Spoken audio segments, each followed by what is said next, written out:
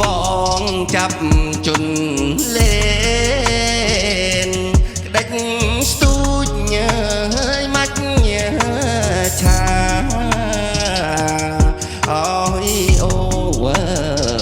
យត្រូវការទុកជា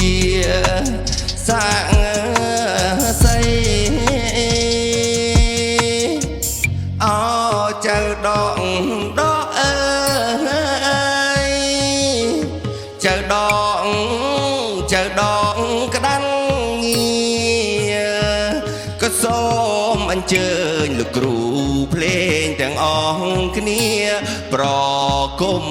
ជូនក្តីស្នេហ៍ខ្ញុំ